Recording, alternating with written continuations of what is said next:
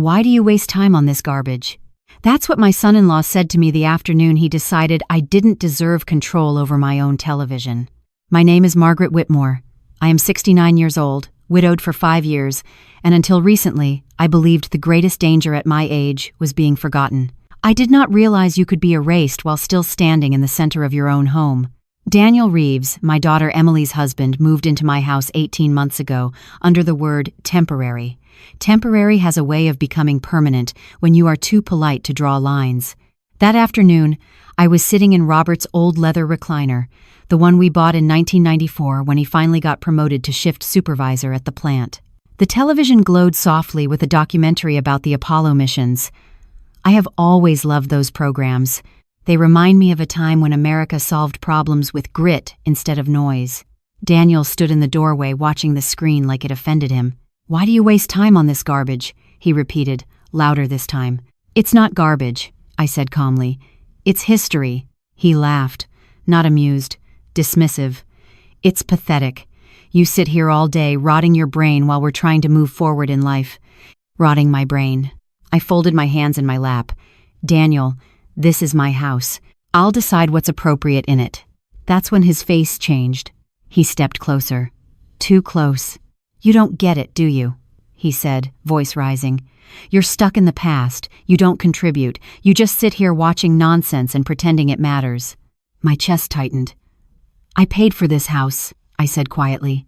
"Every inch of it. And we're the ones keeping it running now," he snapped. "You think your little pension covers everything?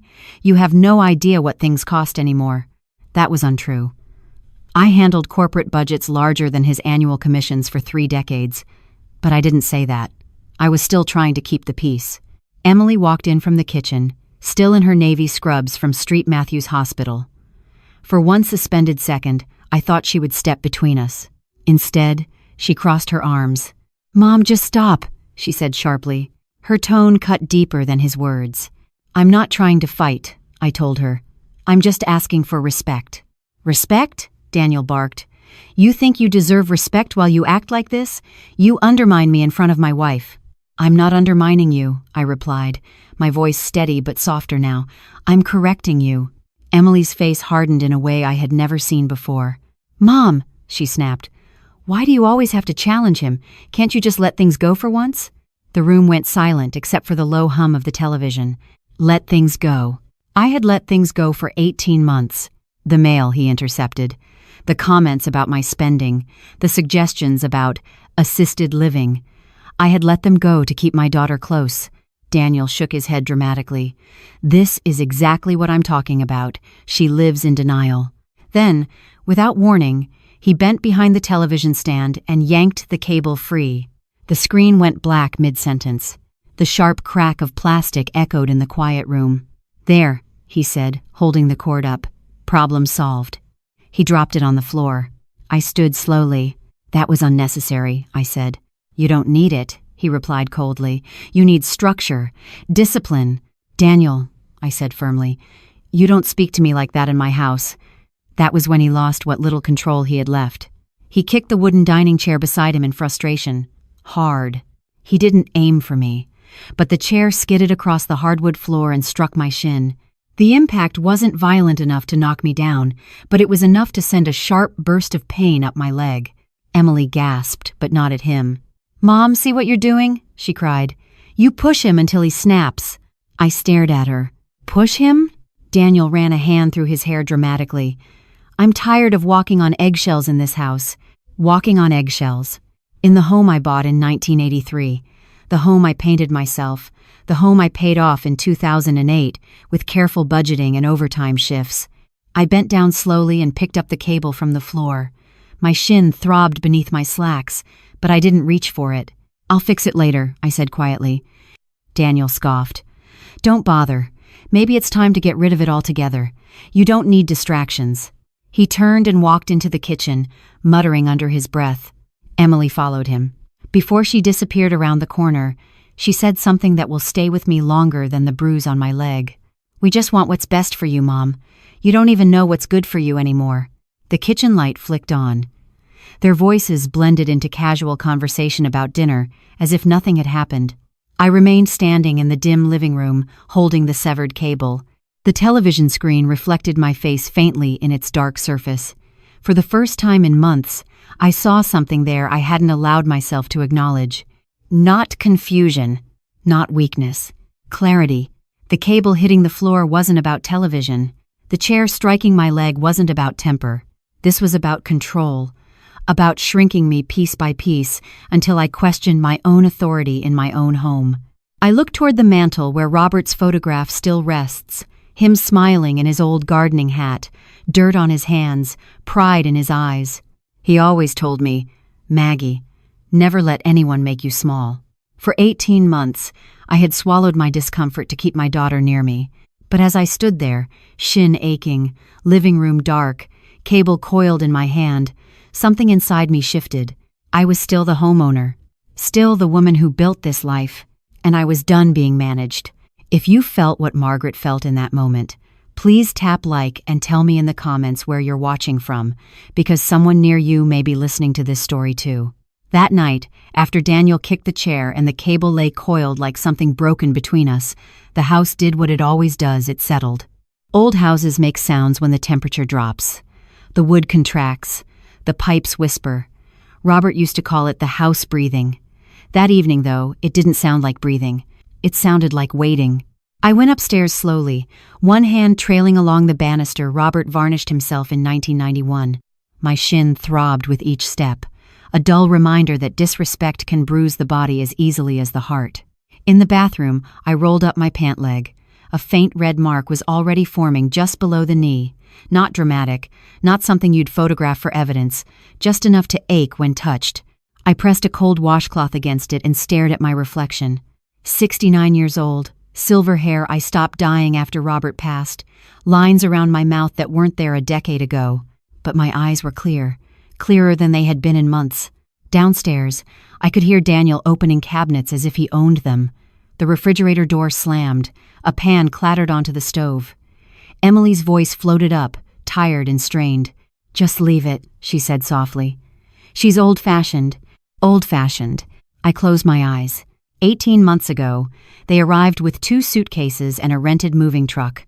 Daniel stood on the front lawn that first day, hands on his hips, surveying the house like a property listing. "It's a good asset," he'd said. "Solid neighborhood. Values here are stable." Asset. Robert and I bought this place in 1983 for $112,000. We were terrified of the mortgage.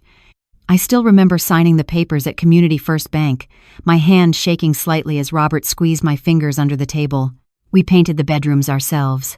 Emily's nursery was pale yellow because we didn't know yet if she would be a boy or a girl. Every scratch on the hardwood floor has a memory. The dent near the hallway came from Emily's first attempt at roller skates. The faint burn mark near the kitchen sink was from Thanksgiving 1998 when the turkey grease splattered. To Daniel, it was square footage. When they first asked to move in, Emily cried at my kitchen table. "Just until Daniel's commissions pick back up," she said. 6 months, maybe." Daniel nodded solemnly. "We don't want to impose." I told them they could stay as long as they needed. The first few weeks felt almost comforting. Sunday dinners returned. I made pot roast with carrots and onions the way my mother taught me. Daniel complimented it, called me Mrs. Whitmore in a tone that sounded respectful. He fixed the squeaky pantry hinge. He offered to organize my mail. At first, I appreciated the help. Then I noticed I wasn't seeing my bank statements anymore. "They're probably paperless now," Daniel said casually when I asked. I knew that wasn't true. I had chosen paper copies specifically because I trust envelopes more than inboxes. Small things began to shift. Daniel adjusted the thermostat without asking. He suggested I consider downsizing, since one person doesn't need this much space. He started using the word equity in conversations that had nothing to do with finances.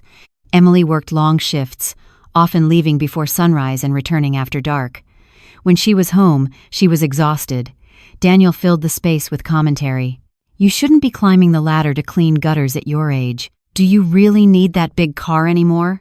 You left the porch light on again. Electricity isn't free."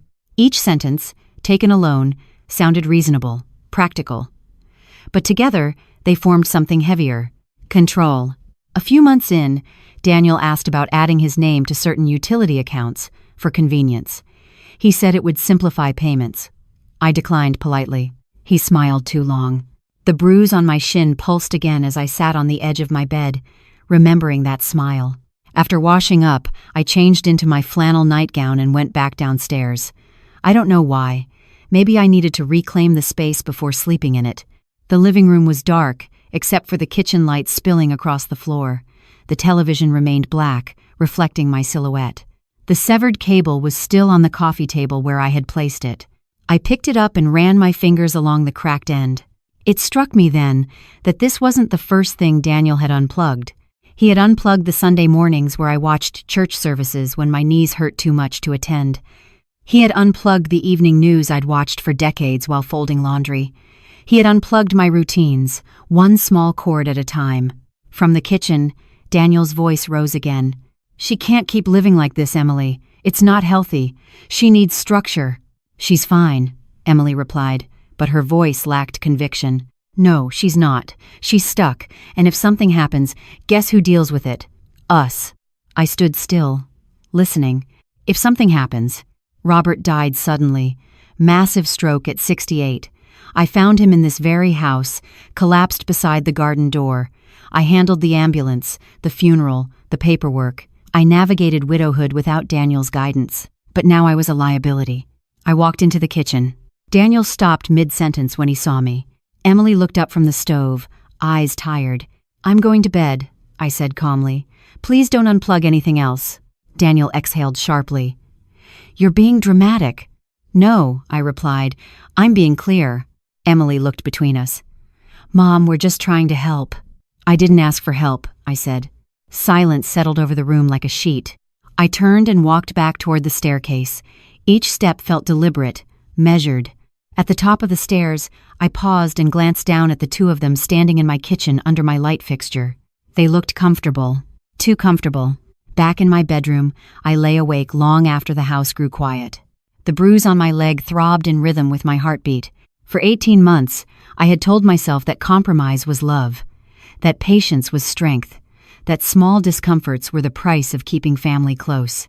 But as the clock on my nightstand ticked toward midnight, I understood something I had been avoiding. Guests eventually leave, but only if you ask them to. I woke up at 2:43 a.m., the way you wake up when your body knows something your mind has been trying to deny. The house was silent. Even the refrigerator seemed to hum more softly, as if it didn't want to be noticed. I lay still for a moment, staring at the ceiling fan Robert installed the summer before he died. The bruise on my shin pulsed whenever I shifted my leg, a quiet little reminder that yesterday had not been a misunderstanding. It had been a warning. Down the hall, a floorboard creaked. Not mine. Daniel. I held my breath. A door clicked softly, probably the bathroom. Then another creak, further away. The house settled again, quiet, waiting. I sat up and reached for my glasses on the nightstand. The digital clock glowed blue. 2:43. At my age, you learn your body's patterns. When I wake up like that, sharp and alert, it isn't indigestion, it's instinct. I padded to my dresser, pulled open the top drawer, and took out my laptop. It's old. Nothing fancy. A silver Dell I bought myself after Robert passed, partly because I needed to handle the paperwork, and partly because I couldn't stand the emptiness of not learning something new. Numbers keep me anchored. Always have. For 32 years, I ran accounting for a manufacturing company in Illinois. Not a glamorous life, but a steady one. I survived audits, budget cuts, plant reorganizations, the kind of office politics that can rot a person from the inside if they let it. I learned early. Feelings can lie. Numbers don't. I sat at the small desk by the window, the only space in my bedroom that still felt like mine, and opened the laptop. The screen lit up, bathing my hands in pale light. My email was a mess. Daniel had helped set up half my accounts, which meant he knew passwords I didn't remember giving him. I felt a spike of irritation, but I pushed it down. This wasn't the time for rage. Rage makes you sloppy. I had spent too many years watching people get sloppy and lose everything. I opened my browser and typed in Community First Bank. My account login was saved. That detail alone made my stomach tighten. I hesitated with my finger hovering over the trackpad, listening to the house. Nothing. No footsteps. No voices. I clicked. The page loaded. Checking. Savings. Credit. My eyes went immediately to the credit card balance. It took a moment for my brain to accept what it was seeing, like when you read a headline and think, that can't be right. A balance I did not recognize. Not just a little higher than usual. Not a grocery run. Not a pharmacy pickup. Not the kind of innocent mistake you laugh about later. Thousands. I clicked on Statements, then Recent Activity, and scrolled. The first charge that jumped out at me was a steakhouse in Chicago. $892 and change. That wasn't just dinner. That was champagne and appetizers, and a waiter who calls you sir like you own the city. Then I saw a weekend resort booking. A place I had never heard of. Another 1,000. A high-end electronics store. 2,000 and something. A boutique. A men's clothing store. A spa. My fingers went cold on the keys. I whispered to myself, no. Then I did what I have always done when something feels impossible. I verified. I checked dates. I checked merchants. I checked amounts. And I did the math. Not once. Twice. A running total. My heart thumped harder with each line I added up, but my mind stayed painfully calm. The calm you get when reality is already beyond what panic can handle. When I reached the bottom of the most recent statement, the number staring back at me felt like a slap. 29,000 $29,000 in charges that were not mine. I stared at the screen until my eyes burned. I haven't spent $29,000 in the last 5 years combined. I clip coupons. I buy generic. I still walk into the grocery store with a list and leave with only what's on it, because that's what you do when you were raised by people who lived through hard times. My hands began to shake, not because I didn't understand what I was seeing, but because I understood it too well. There was a secondary user listed on the account. Authorized user, Daniel Reeves. I blinked slowly. Daniel had been on my credit card. How? I clicked into the account details, searching for the section that lists authorized users and when they were added. I found a date stamped in small gray text. 7 months ago. 7 months ago, I had been sitting in this same house, grieving the quiet way grief works after the big funeral moments are gone. I had been trusting the wrong people, letting Daniel help with the mail, letting him handle bills because Emily looked so exhausted and I didn't want to be another burden on her. I clicked deeper, scanning for anything that looked like proof. The site offered downloadable PDFs, statements, transaction lists. I downloaded them anyway, one by one, even though my printer was downstairs and Daniel slept 2 rooms away from it. I wasn't printing yet. I was collecting. I opened the first PDF. My name was at the top, Margaret Whitmore. The address, 42 Cedar Grove Lane. Everything looked official, clean, and then I saw the signature line on a document labeled Authorized User Request, a signature that was supposed to be mine. It looked similar. The same looping M at the start, the same tail at the end, but it wasn't mine. It was my name, wearing a cheap disguise. I stared at it with a strange kind of sadness. I had signed my name thousands of times in my life. Mortgage papers, school forms, hospital forms, my wedding certificate, Robert's death certificate. A signature becomes muscle memory. You can't fake it perfectly unless you've lived in the body that wrote it. This one was wrong. I took a screenshot, then another. Then I used my phone to photograph the screen anyway, because redundancy is a kind of security. My mind moved like it used to during quarterly close, methodical, step by step, no room for emotion until the work is done. I created a folder on my laptop and labeled it, simply, Evidence. I saved every statement. I saved every transaction list. I saved that forged form. Then I went back to the account and clicked Mailing Preferences. Paper statements had been turned off. The change date matched the authorized user date. Daniel hadn't just stolen money. He had turned off the way I would have discovered it. My throat tightened. I pressed my lips together so hard they went numb. I had been living in a house I owned, eating food I bought, paying bills I thought were mine, while a man sleeping down the hall was using my identity like a credit line. And Emily, my daughter, had been telling me to stop challenging him, to let things go, to be productive. The bruise on my shin flared as I shifted my leg under the desk. I stared out the window. The street lamp outside threw a cone of light onto the driveway. Everything looked peaceful, suburban, safe. Inside my chest, something colder than fear was forming. A thought, clear and sharp. This didn't happen by accident. People don't rack up $29,000 and hide paper statements by accident. That takes planning. That takes confidence. That takes the belief that the person you're stealing from is too weak, too tired, too old to catch you. I closed my eyes for a moment and pictured Daniel's face as he held up that severed cable yesterday. The smugness, the control, the way Emily snapped at me for correcting him, like I was the one causing trouble. I opened my eyes again and returned to the screen.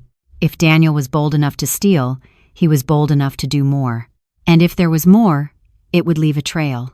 Because predators always believe they're smarter than everyone else. They always get careless eventually. I kept digging. I didn't stop digging. Once you've spent 3 decades auditing other people's mistakes, you develop a kind of stamina for unpleasant discoveries. You learn not to flinch at the first bad number. You keep going until the pattern reveals itself. At 3:18 a.m., with the house dark and Daniel snoring faintly down the hall, I logged into my email. I rarely use it for anything more than church newsletters and pharmacy reminders. Daniel had insisted months ago that we modernize my accounts. He set up folders, filters. Efficiency, he called it. Efficiency hides things. I typed bank into the search bar. Nothing recent. That made sense. Paper statements had been turned off. Then I typed silver. I don't know why that word came to me first. Maybe because Daniel had used it once in passing. You don't want to wait until winter to make these decisions, he'd said at dinner a few weeks ago. Places fill up. Place. My inbox populated slowly. There it was. Silver Pines Assisted Living. Subject line. Preliminary placement discussion. My pulse slowed in a way that scared me. When something truly dangerous appears, your body doesn't always race. Sometimes it stills. I clicked. The email wasn't addressed to me. It was sent to Daniel's personal account, but it had been forwarded to mine. Accidentally, perhaps, or automatically, because he had set up forwarding rules. The message was polite, professional.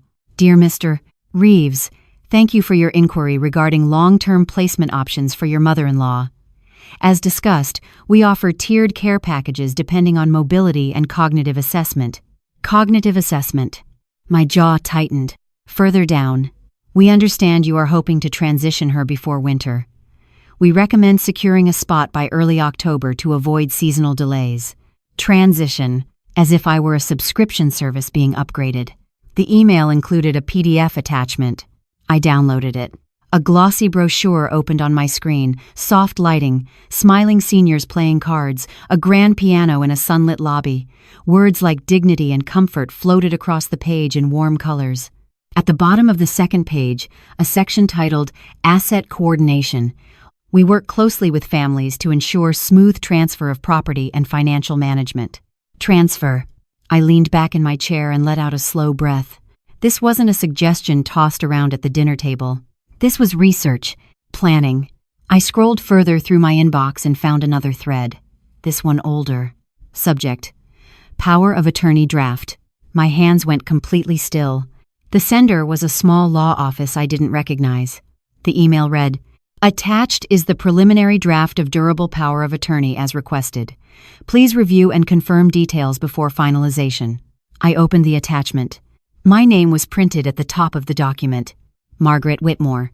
Below it, legal language granting financial decision-making authority to Daniel Reeves in the event that I was deemed unable to manage my affairs. There was a blank signature line. And beneath it, typed neatly, Margaret Whitmore. I scanned the date. 3 weeks ago, I had been sitting in this same house drinking tea while Daniel told me not to climb ladders. My throat tightened, but not with tears. With fury. Not the loud kind, the quiet, surgical kind. They weren't just stealing from me. They were preparing to remove me, piece by piece. First the credit card, then the paper statements, then the narrative.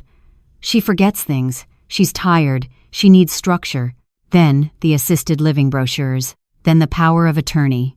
And eventually, If I had continued being patient and polite and grateful for their help, I would have woken up in a room with beige walls and a stranger asking if I remembered my own birthday.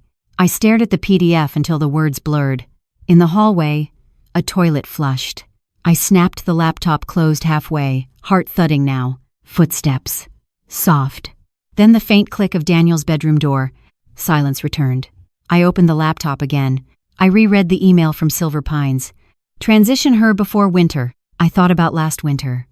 The heavy snow. Daniel complaining about shoveling the driveway. Emily working double shifts during flu season. I pictured them having this conversation in low voices. It's too much for us. She can't manage alone. We're just doing what's best. The language of control always dresses itself as concern. I opened a new document on my desktop and began typing. Dates. Amounts. Email subjects. Law office name. Phone numbers listed in the signature blocks. I created a timeline. 7 months ago. Authorized user added to credit card. 7 months ago. Paper statements disabled. 3 weeks ago. Power of attorney draft requested. 2 weeks ago. Assisted living inquiry. Yesterday. Television cable removed. Public humiliation. When you lay it out like that, the pattern stops pretending to be coincidence. It becomes intent. My eyes drifted toward the bedroom door. Daniel was sleeping comfortably in a house he did not pay for, having just kicked a chair into my leg less than 12 hours ago. Emily was asleep beside him. My daughter. I tried to remember the last time she had looked at me without defensiveness in her eyes. The last time she had called just to talk, not to explain or justify or smooth something over. The worst part wasn't the money. It was the possibility that she knew. I scrolled through the email thread again. At the bottom of one message from Silver Pines, Daniel had replied, "Thank you. We want to make sure she's safe and that her assets are protected." Her assets, not her. I closed my eyes briefly. I had spent 18 months telling myself I was being generous.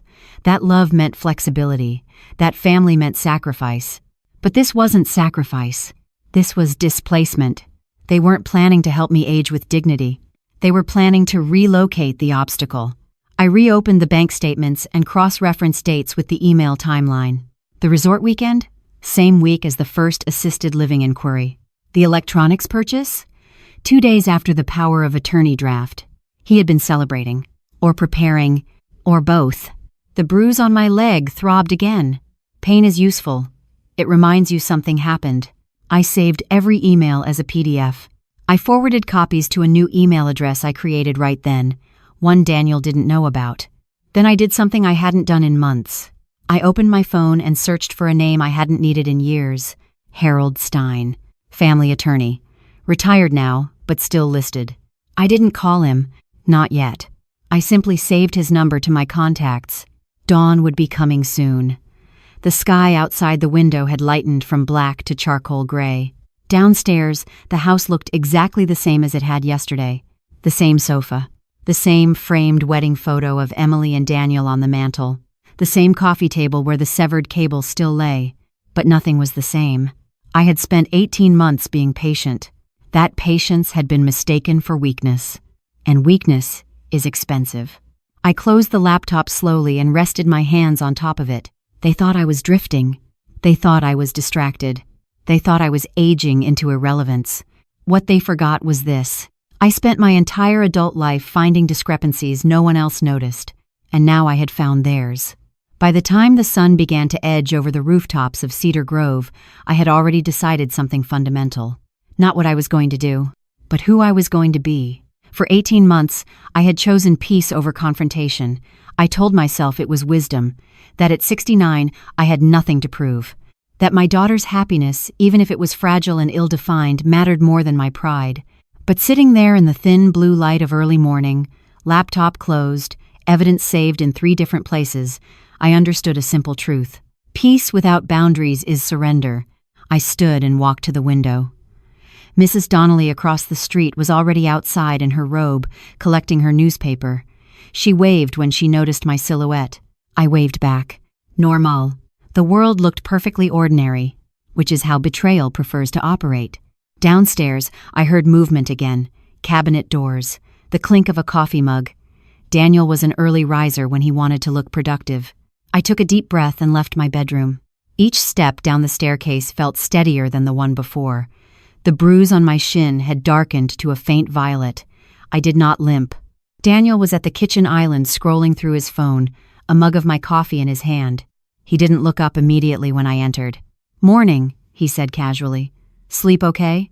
"Yes," I replied. He nodded toward the refrigerator. "We're running low on milk. I'll grab some later." I poured myself coffee and sat at the table, the same oak table Robert and I bought the year Emily started kindergarten. Daniel finally looked at me. Really looked. Something in my expression must have shifted, because his brow tightened slightly. "You okay?" he asked. "I'm fine." He hesitated. "You seemed dramatic yesterday." There it was again. The rewriting. "You kicked a chair into me," I said evenly. He scoffed. "It barely touched you. Don't exaggerate." "I'm not exaggerating." He leaned back against the counter. "You were provoking me." Provoking him. I held his gaze without blinking. "I corrected you in my house." His jaw flexed. For a split second, I saw irritation flicker across his face, the kind that shows when someone realizes the narrative isn't landing. Emily entered the kitchen then, hair damp from a quick shower, hospital badge clipped to her scrubs.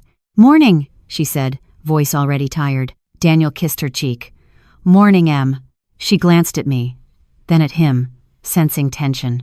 "Can we not do this again?" she said quietly. "I have a long shift." I folded my hands around my mug. "We won't," I said. Daniel looked relieved. He shouldn't have been. After Emily left for work, Daniel lingered longer than usual. He pretended to search for something in the pantry. He checked his watch twice. "Got a meeting later," he said. "Might be home late." I nodded. When the front door finally closed behind him, the house exhaled. I waited 5 full minutes before moving. Then I walked to the kitchen drawer where we kept household documents. Utility bills, warranty papers, random receipts. The drawer felt lighter than it should have. I opened it and sorted through the stack.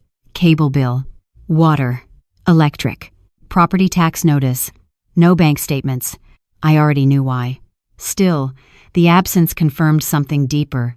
Daniel hadn't just added himself quietly to my finances. He had curated my ignorance. I closed the drawer and returned to the living room. The severed cable still rested on the coffee table. I picked it up and coiled it neatly. Control. That word kept circling back.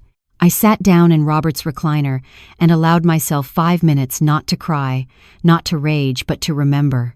Robert would have handled this differently. Louder, faster. He believed in confrontation. I believed in documentation. At 9:02 a.m., I dialed Harold Stein. He answered on the 4th ring. "Stein," he said, voice older but still firm. "Harold, this is Margaret Whitmore." A pause. "Maggie Whitmore?" "Yes." "Well, I'll be," he said warmly. "How are you?" I need advice. The warmth faded slightly. "All right." I didn't dramatize. I didn't embellish. I laid out the facts. Unauthorized credit charges, forged signature, power of attorney draft, assisted living inquiry. Silence followed on the other end of the line. Finally, he spoke. "Have you confronted them?" "No." "Good." I let out a slow breath I hadn't realized I was holding. "You need to secure your accounts immediately," he continued. "Freeze the credit card. Change your online passwords. And Maggie." "Yes?" "Do not tell them what you know yet." That word "yet" settled into me like a stone. "They'll destroy evidence," he added, "or escalate." Escalate. I glanced at the bruise on my shin. "I understand. I can refer you to a colleague who handles elder financial abuse," he said, "and you should consider changing the locks if they have keys." "They do," I replied quietly. "Then start there." After I hung up, I sat very still. Changing locks felt dramatic, final, but so did forging my signature. At 10:15 a.m., I called the bank's fraud department. I reported unauthorized charges. The representative, a young woman named Kayla, asked careful procedural questions. "Did you authorize Mr. Reeves as an account user?" "No." "Did you sign a request form?" "No." There was a pause as she typed. "We're flagging the account immediately," she said. "The card will be frozen within the hour." Frozen. The word felt powerful. "Mrs. Whitmore," she added gently, You may want to review all linked accounts. I plan to. When I ended the call, I felt something unfamiliar. Not fear. Not sadness. Strategy. For 18 months, I had been reacting. Now I was planning. I walked to the front window and looked out at my lawn, the one Robert mowed every Saturday for 30 years. This house was not an asset. It was a life. And I was not transitioning anywhere. At Elva, 3 a.m. I opened my phone and searched for a locksmith. At 11:03 a.m., I searched for a locksmith. My hands were steady when I typed, which surprised me. I had expected trembling, maybe even hesitation. Instead, there was clarity. A line had been crossed long before yesterday's chair or last night's emails. I had simply chosen to see it now. Cedar Grove Lock and Key had 4.5 stars and a storefront just off Main Street. Family owned, according to the reviews. I prefer family owned. They understand property differently. I called. A man answered on the second ring. Cedar Grove Lock and Key, this is Tony. Hello, I said. My name is Margaret Whitmore. I need my locks changed today. There was no dramatic explanation, no shaking in my voice. Is this an emergency? He asked. Yes, I said. It is. He paused just long enough to recognize that I wasn't exaggerating. I can be there around noon, he replied. Front and back doors? All exterior doors, I said, and the garage entry. Got it. When I hung up, I stood in the quiet kitchen and let the decision settle into the room. Changing the locks meant something irreversible. It meant acknowledging that Daniel was not a temporary inconvenience. He was a threat. I walked upstairs and opened the small, fireproof safe in my closet. Inside were the documents Robert and I had always kept secure.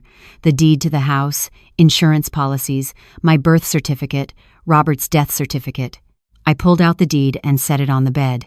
Margaret Whitmore, sole owner. My name looked solid in print, undeniable. At 11:58 a.m., a white service van pulled into the driveway. Daniel wouldn't be home until evening. He had said he had a meeting. I doubted that, but it didn't matter. Tony Alvarez stepped out of the van carrying a toolbox. Mid-40s, broad shoulders, kind eyes. He rang the doorbell even though the door was unlocked. That detail mattered. I opened the door. Yes, ma'am? He said politely. Thank you for coming so quickly. He stepped inside, removing his cap respectfully. Everything okay? He asked. I held his gaze for a second. No, I said. But it will be. He didn't pry. He simply nodded and began inspecting the locks. These are older deadbolts, he said. Good quality, though. Want them replaced with the same grade? Yes, I replied. And I want new keys, no duplicates. You got it. As he worked, the sound of drilling filled the foyer, metal turning, screws loosening. Each mechanical click felt like punctuation. Reclaiming. I stood nearby, arms folded loosely, watching. Anyone else have keys? He asked casually. Yes, I said. They won't anymore. He glanced at me briefly, reading something in my expression, but he didn't comment. By 12:47 p.m., the front door lock was replaced, then the back, then the garage entry. Tony handed me 3 fresh keys on a small silver ring. Test them, he said. I stepped outside onto the porch. The October air was crisp, leaves scattered across the lawn. Mrs. Donnelly across the street was trimming her hedges. She glanced over and smiled politely. Normal. I closed the door behind me and inserted the new key. The lock turned smoothly. Solid. Secure. I opened and closed it twice more, listening to the clean click. When I re-entered the house, Tony was packing up his tools. You want the old hardware? He asked. No, I said. You can take it.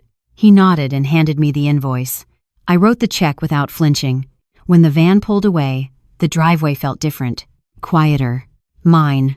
I stood in the foyer holding the new keys and allowed myself a single deep breath. This was not revenge. This was boundary. I walked into the living room and looked at the framed wedding photo of Emily and Daniel on the mantel. They were smiling in that picture. Emily radiant, Daniel polished. I picked up the frame and turned it face down, not out of anger, out of necessity. Then I went to the hallway closet and retrieved 2 large navy suitcases Robert and I had once used for road trips. I carried them into the guest room, the room Daniel and Emily had been using since they moved in. The bed was unmade, Daniel's shoes scattered near the dresser, Emily's scrubs folded neatly on a chair. I paused for a moment. This was my daughter's life, but it was also my house. I began with Daniel's things. His suits first, folded carefully, placed inside the suitcase, shirts, ties, shoes, toiletries from the bathroom cabinet. No rage, no tossing, precision. Each item placed with calm deliberation. If he wanted to accuse me of hysteria later, there would be none to point to. Emily's belongings were harder. I folded her clothes the way I had when she was a child, sweaters smoothed flat, jeans aligned neatly. Halfway through packing, my hand slowed. Memories have weight. I sat on the edge of the bed and stared at the floral wallpaper she had chosen herself when she was 12. I had wanted stripes. She wanted flowers. She won. A mother should not have to defend her home from her own child, but a mother also cannot allow herself to be erased. By 3:30 p.m. Both suitcases were packed. I carried them downstairs one at a time and placed them just inside the foyer. Not outside yet. That would come later. At 4:12 p.m., my phone buzzed. Fraud alert. Your account ending in 2043 has been frozen. Good.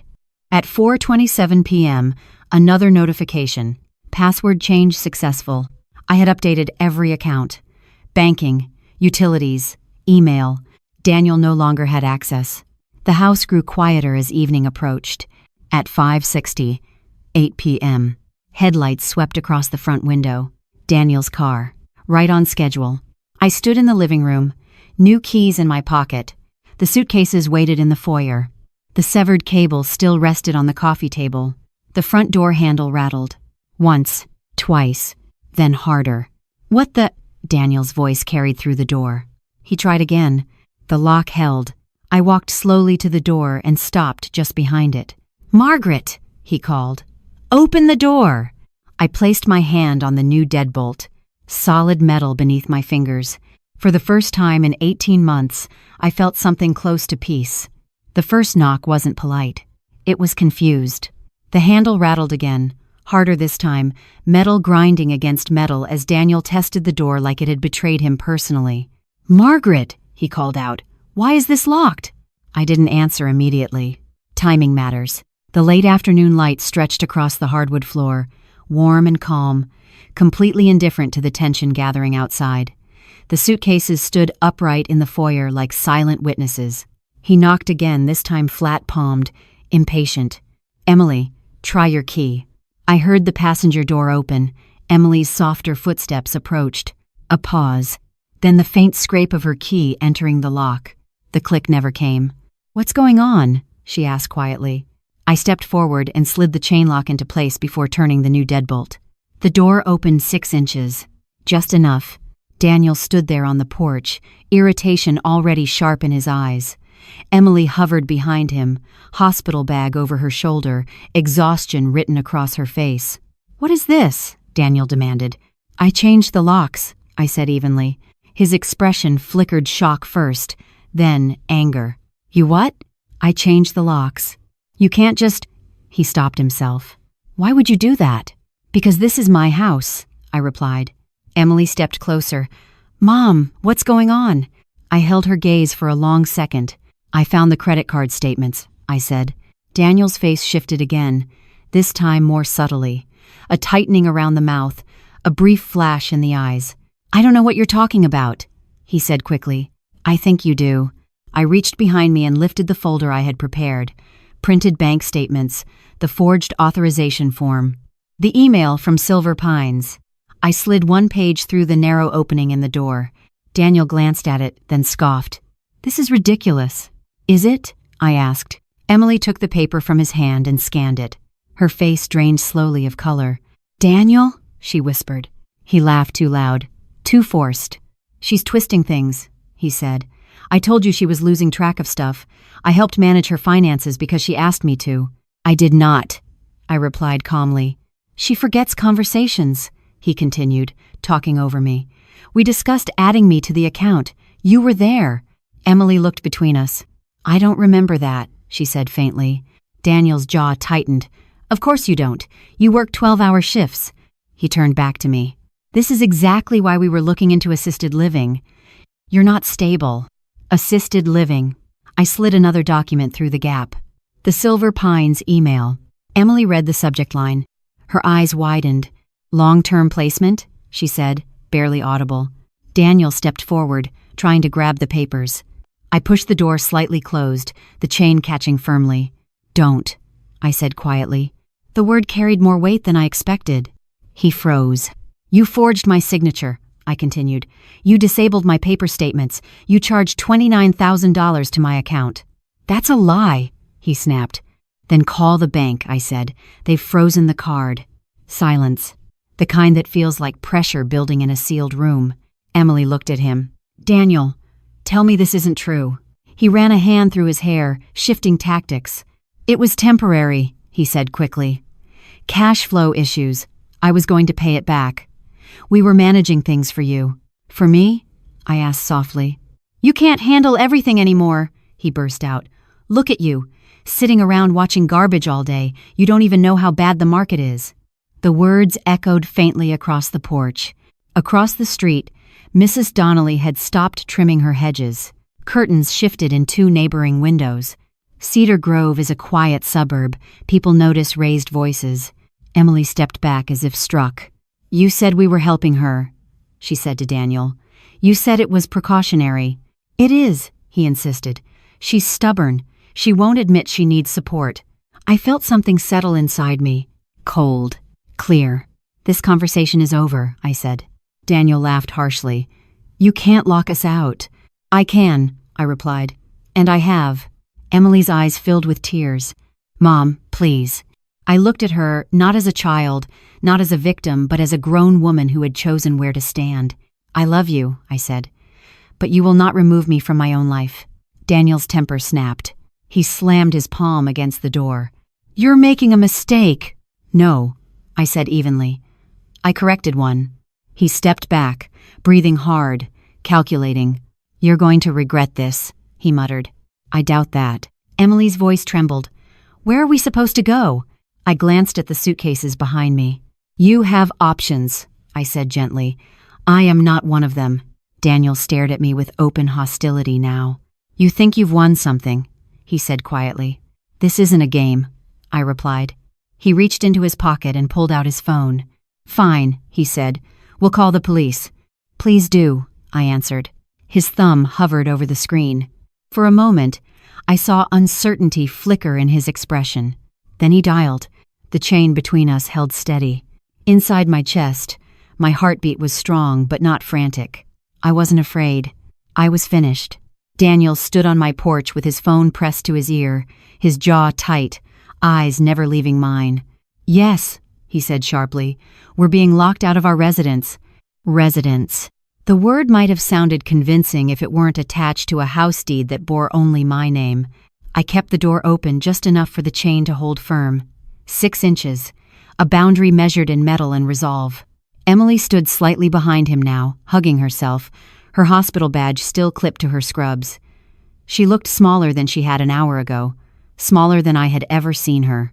I heard Daniel's voice shift into a calmer register as he spoke to the dispatcher. Yes, we live here. She's having an episode. An episode. I let that word sit between us. He pulled the phone away briefly and looked at me with something close to triumph. You really want to do this? He asked quietly. I already have, I replied. He scoffed and returned to the call. Yes, we'll wait outside. When he hung up, he slipped the phone into his pocket and folded his arms. You've embarrassed yourself, he said. No, I answered evenly. You did that when you forged my name. Emily's head snapped toward him. You forged her name? She whispered. He exhaled hard. It wasn't forging, it was paperwork, technical stuff. She knew. I did not, I said. He stepped closer to the door again, lowering his voice. You're going to regret making this public. Public. I glanced across the street. Mrs. Donnelly was no longer pretending to trim hedges. She stood openly now, one hand resting on the handle of her garden shears. 2 curtains down the block twitched again. Cedar Grove is not a place where sirens are common. Daniel followed my gaze and cursed under his breath. You love this, he muttered, playing the victim. I felt something unexpected then. Not anger, pity. For a man who believed dominance was strength. You mistook my patience for weakness, I said quietly. That's your error, not mine. Emily finally spoke, her voice fragile. Mom, why didn't you talk to us first? I looked at her carefully. Would you have believed me? She opened her mouth, closed it. Silence answered for her. 5 minutes later, red and blue lights reflected faintly off the neighboring windows. The patrol car rolled slowly to a stop in front of my driveway. Daniel straightened immediately, smoothing his jacket as if preparing for a business presentation. Officer Reynolds stepped out first, mid-30s, steady posture. Officer Davis followed, younger, watchful. Evening, Reynolds called. Daniel approached them quickly. Officers, thank you. My wife and I live here. My mother-in-law changed the locks and is refusing to let us in. I remained behind the chain, hands relaxed at my sides. Reynolds looked from Daniel to the door. Ma'am? He called. Yes, I answered. Can you step outside so we can talk? I'll open the door, I said, but the chain stays on. Reynolds nodded. That's fine. I widened the door slightly. The cool evening air drifted in. This is my house, I said calmly. I am the sole owner. I changed the locks today after discovering financial fraud. Daniel laughed sharply. She's confused. Reynolds raised a hand gently. Sir, let her finish. I handed the officer a copy of the deed through the opening. He scanned it. Margaret Whitmore, he read. Sole owner. That's correct, I said. Daniel stepped forward. We've been living here for over a year, he insisted. We have tenant rights. Do you have a lease? Reynolds asked. Daniel hesitated. No, he said. It's family. Reynolds nodded slowly. Ma'am, are you asking them to leave? Yes, I said. For good? Yes. Emily's breath caught. Mom, I held her gaze but did not waver. Reynolds handed the deed back. Sir, he said to Daniel, without a lease agreement, this is the homeowner's decision. Daniel's voice sharpened. She's unstable, she needs care. We were arranging. Reynolds cut him off gently but firmly. That's not a police matter tonight. Davis stepped closer to the porch. Do you have belongings inside? He asked Daniel. Yes, Daniel snapped. All of them. I spoke before he could continue. I packed them. Daniel turned toward me, stunned. You what? They're in suitcases, I said. Inside the foyer. Emily covered her mouth. You went through our things? Daniel demanded. I packed them carefully, I replied. Nothing is damaged. Reynolds looked between us. Ma'am, you're required to allow retrieval of personal property.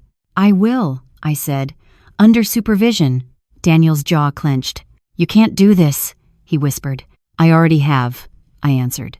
Reynolds nodded toward Davis. We'll stand by. I closed the door gently, slid the chain free, and opened it fully for the first time since Daniel arrived. The new lock felt solid under my hand. Daniel stepped inside cautiously, as if expecting something else to be different. The house looked the same, but it wasn't. The suitcases stood upright in the foyer. He stared at them. You're serious, he said quietly. I am. Emily walked in slowly, eyes darting around the room as if searching for something she had lost. Daniel grabbed the first suitcase roughly. You're going to regret this, he said again. I doubt that, I replied. He dragged the suitcase across the hardwood floor, the wheels rattling sharply. Emily lifted the second one more gently. At the door, she stopped. Mom, please, she whispered. I stepped closer but did not touch her. I will always be your mother, I said softly, but I will not be managed. Her eyes filled with tears. Daniel opened the door and stepped out into the flashing lights. Emily followed. Reynolds watched carefully as they loaded the suitcases into the trunk.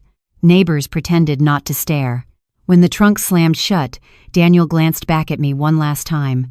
There was no triumph in his expression now, only calculation. The patrol car remained until their vehicle pulled away. Then the street returned to quiet.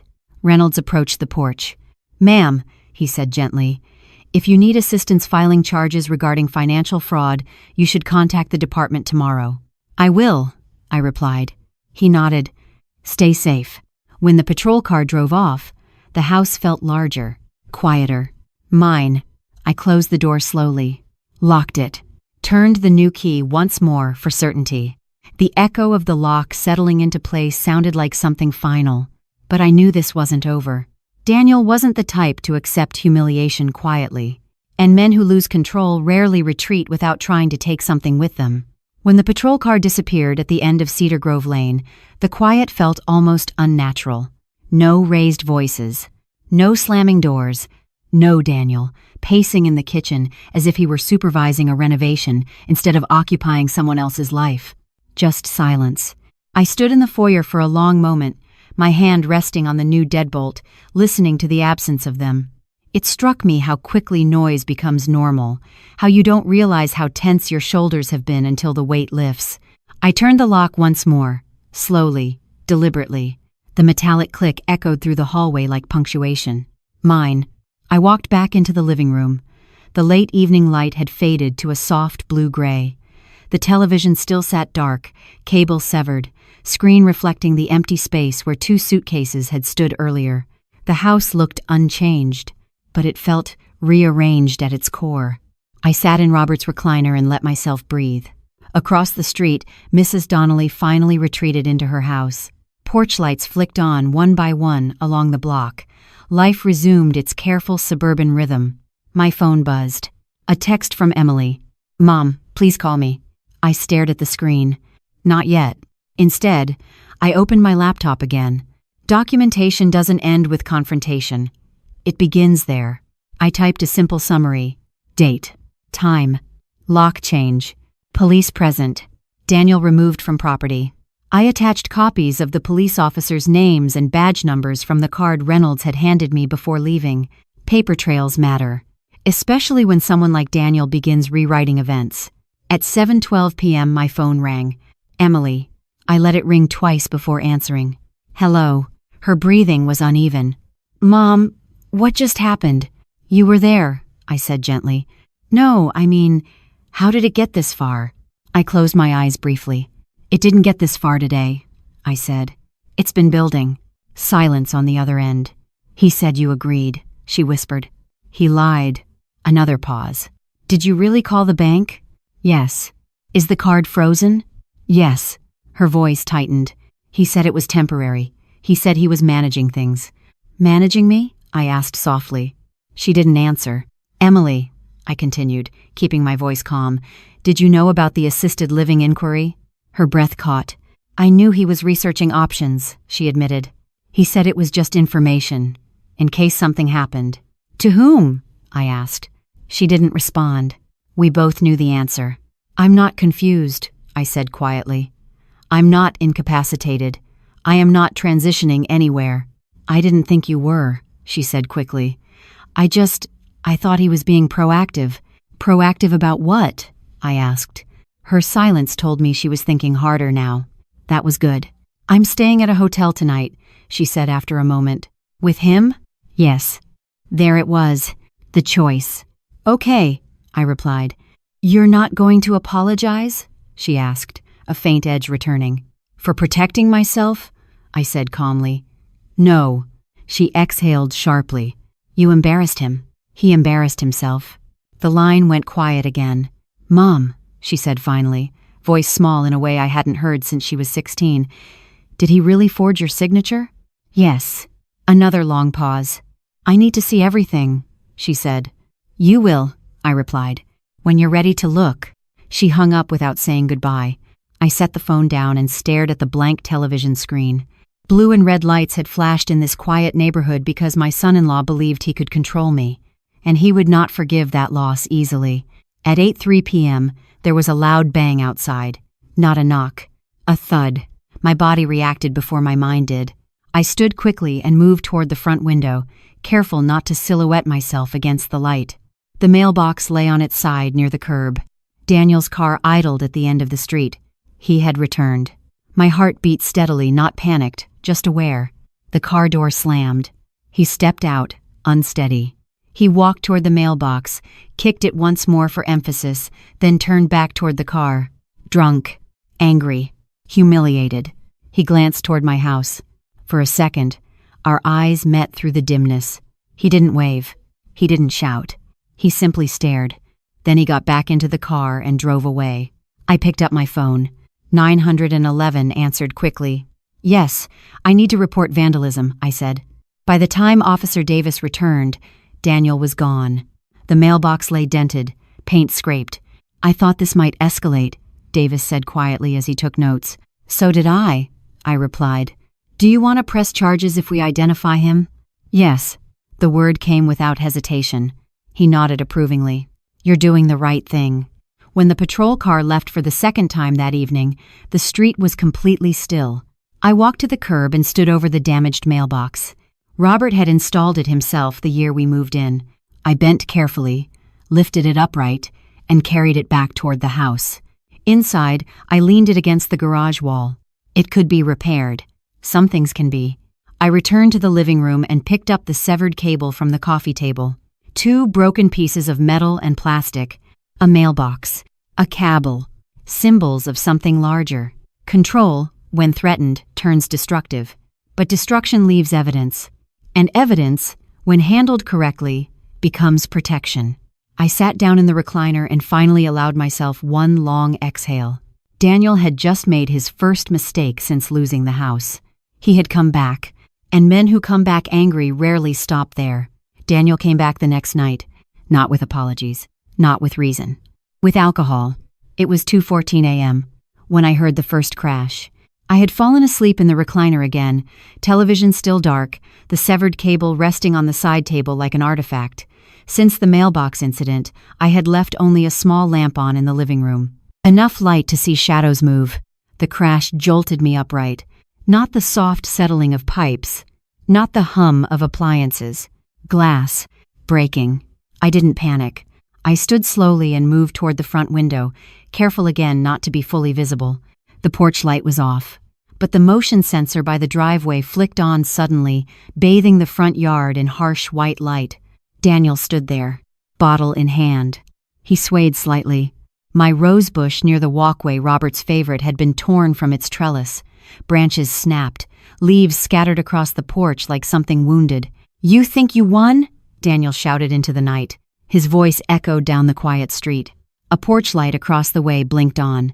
He kicked over the ceramic planter beside the door. It shattered against the brick. "You humiliated me," he yelled. I stepped back from the window and reached for my phone. My hands did not shake. I dialed 911.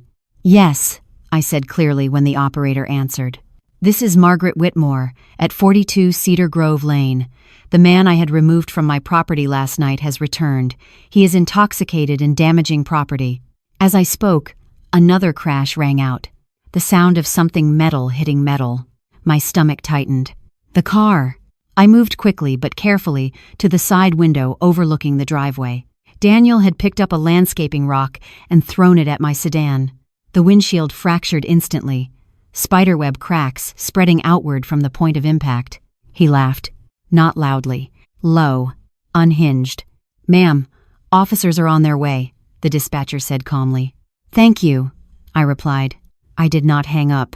I stayed on the line, describing his movements. He staggered toward the mailbox post again, though the box was already detached and leaning in the garage. Instead, he grabbed the wooden post itself and kicked it repeatedly until it split near the base. This was no longer humiliation. This was retaliation. "You did this," he shouted at the house. "You turned her against me." I remained silent. Inside, safe. The red and blue lights arrived faster this time. Daniel froze when he heard the siren. For a second, I thought he might run. Instead, he lifted the bottle to his mouth defiantly. Officer Reynolds stepped out first again, this time with his hand already resting near his radio. "Sir," he called out sharply, "step away from the property." Daniel turned slowly. "She's lying," he shouted. "She's unstable." Reynolds did not argue. "Put the bottle down." Daniel hesitated, then threw it not at the officer, but onto the driveway where it shattered violently. The sharp crack cut through the air. Reynolds closed the distance quickly. "Hands where I can see them." Daniel raised his hands unsteady. I opened the front door but remained on the threshold. The new lock clicked behind me as if reminding me of its presence. Reynolds glanced toward me briefly. "Ma'am, stay inside." I nodded. Davis stepped around Daniel and surveyed the damage. Windshield destroyed. Planter shattered. Rosebush uprooted. Mail post broken. "Sir, you are under arrest for vandalism and violation of a protective order," Reynolds said firmly. I didn't touch her, Daniel snapped. You were warned not to return, Reynolds replied. Daniel tried to pull his arm back when the cuffs clicked around his wrists. It wasn't violent, just desperate. This is because of her, he yelled, twisting his head toward the house. She's ruining everything. I met his gaze. Not with hatred, not with fear, with clarity. He had mistaken removal for defeat. He didn't understand that exposure is more dangerous than eviction. They guided him toward the patrol car. Emily's car was not with him. Good. The cruiser door shut with a final metallic thud. Reynolds approached the porch again once Daniel was secured. Ma'am, he said gently, we're charging him with criminal damage to property and violating the removal order from yesterday. Do you wish to press charges? Yes, I said without hesitation. He nodded. We'll document everything. Davis photographed the windshield, the broken planter, the uprooted rosebush. Evidence. Always evidence. When the patrol car pulled away with Daniel inside, the night felt different. Not tense. Not uncertain. Decisive. I stepped down from the porch and walked slowly toward the rosebush. Its roots were exposed, soil scattered across the walkway. I knelt carefully despite the ache in my leg and touched the broken stem. Robert had planted that bush the year Emily graduated high school. It'll grow strong, he had said then. They always do. I carried it gently to the side of the house where I could replant it in the morning. The windshield, though, would need replacing. Consequences ripple outward. Inside, I locked the door again. The house was quiet once more. But this quiet was different from last night's. This one carried weight. Daniel had escalated. And in doing so, he had crossed a line that even Emily would have trouble ignoring. I sat back down in the recliner and looked at the severed cable. The television still dark. The house damaged but intact. He had tried to intimidate. Instead, he had documented his own instability. And somewhere, whether she admitted it yet or not, Emily would see that. At 3:07 a.m., my phone rang. I was still awake. Sleep becomes a fragile thing when your front yard has just been torn apart. Mrs. Whitmore? A woman's voice asked. Yes. This is Officer Reynolds. Mr. Reeves has been processed. He's being held overnight due to intoxication and the damage report. There will be a hearing in the morning regarding formal charges. Held overnight. The words did not bring satisfaction. They brought confirmation. Thank you, officer, I said. Ma'am, he added, his tone softer now. If you feel unsafe at any point, call immediately. I will. After I hung up, I sat in the dark living room, listening to the quiet hum of the refrigerator and the faint ticking of the hallway clock. Daniel was no longer pacing, no longer posturing. He was behind metal. But the real question wasn't where Daniel was. It was where Emily stood. At 7:42 a.m., my phone buzzed again. Emily. I answered immediately. Mom, she said, her voice thin, stretched. They arrested him. Yes, I replied gently. He damaged my property. She exhaled shakily. They said there's video. I gave them footage from my porch camera. There was a long silence. You called the police on him twice, she said. He returned to my property intoxicated and violent. I answered calmly. What would you have had me do? Another silence. He's not violent, she said weakly. I pictured the shattered windshield, the uprooted rosebush, the broken mailbox. He was last night, I said. Her breathing hitched. They're saying criminal damage and violation of removal. Yes. Mom, that's serious. So is fraud, I replied. Silence again. Then, almost in a whisper, did he really forge your signature? Yes. He told me you signed it months ago. I did not. I didn't rush her. I didn't press. Truth works slowly, but it works. He said you agreed about the assisted living, she murmured. I never did. A car door slammed faintly on her end of the line. She must have stepped outside wherever she was staying. He said you were forgetting things, she continued, misplacing paperwork, that he was protecting you. I misplaced nothing, I said. I found everything. That hung between us. I could almost hear the shift happening inside her, the slow, uncomfortable recalculation. He told me the credit card was for business, she said quietly. My name is not his business. Her breath trembled. I didn't know about the resort, she whispered. I believe you, I said, and I meant it. That was the first crack. Believed. not defense. At 10:15 a.m., Officer Reynolds called again to inform me Daniel would appear before a judge that afternoon. Bail would be set. "Do you wish to pursue a restraining order extension?" he asked. "Yes," I replied without hesitation. "You'll need to appear tomorrow morning to formalize it." "I'll be there." When I ended the call, I walked outside to assess the damage in daylight. The windshield was worse than it had looked at night, fractures radiating across nearly the entire surface. The rose bush lay limp where I had placed it temporarily against the fence. The mailbox post leaned at a defeated angle. Mrs. Donnelly approached slowly from across the street. "Maggie," she said gently, "are you all right?" "Yes," I answered. She looked at the broken glass. "That man has a temper." "Yes," I said again. "If you need anything, thank you." Community matters at my age. Neighbors remember things. They witness patterns. That afternoon, I received a call from an unknown number. I answered. "Mrs. Whitmore?" a male voice asked. "This is Daniel." The call must have come from the holding facility. "Yes," I said. "You're ruining my life," he said flatly. "No," I replied. "You did that. You think this makes you strong? I think it makes me safe." He exhaled harshly. "Emily doesn't deserve this. Neither do I." There was a long pause. "You've turned her against me." "I gave her facts," I said. "What she does with them is her decision. You're going to regret pushing this." I felt something settle inside me then. Not fear. Finality. "I am not pushing," I said quietly. "I am standing." The line went dead. That evening, Emily came by alone. She stood on the porch for a full minute before knocking. I opened the door. Her eyes were swollen from crying. "I just saw the video," she said. "Come in." She stepped inside slowly, looking around as if the house had changed shape. The living room was clean, quiet. The severed cable still lay on the table. "He threw the rock," she said. "Yes." She swallowed. "He said he was drunk. That doesn't repair glass." She closed her eyes briefly. "I didn't know about the charges," she whispered. "I believe you." That seemed to hit her harder than accusation would have. "I feel stupid," she said. "You feel betrayed," I corrected gently. She sank onto the sofa. "He said you were confused," she murmured. "I am not confused." She looked up at me, then really looked.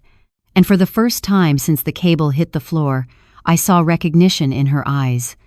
"Not of my age, of my strength." "I need time," she said.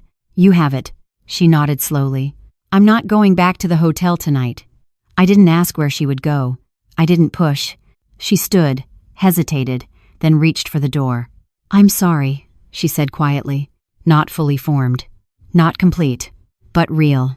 When she left, the house remained still. Daniel was in custody. Charges were filed. The damage documented. And something else had shifted.